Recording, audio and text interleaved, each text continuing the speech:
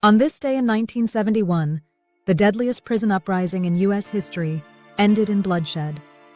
Yet the truth about who fired the fatal shots shocked the world. For 4 tense days, nearly 1,300 inmates at Attica Correctional Facility in New York controlled the prison. Their demands?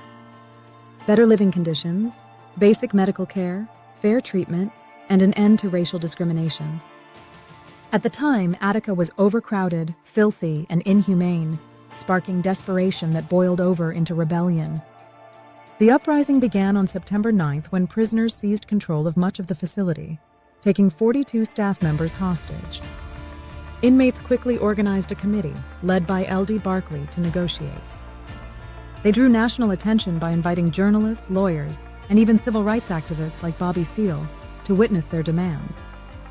The world was watching. For days, negotiations dragged on. The prisoners presented a 28-point list of demands, but New York Governor Nelson Rockefeller refused to personally visit the prison, despite pleas from observers, including New York Times editors and even President Nixon's advisors.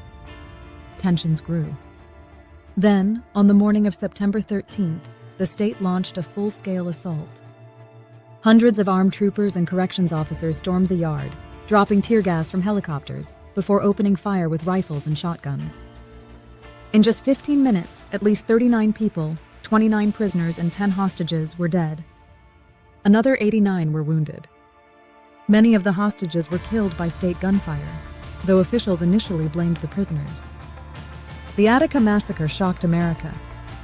It exposed not just the brutal conditions inside U.S. prisons, but also the lengths authorities would go to suppress rebellion.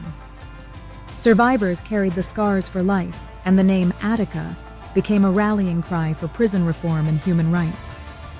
Follow, like, and share for more interesting tidbits and stories from history.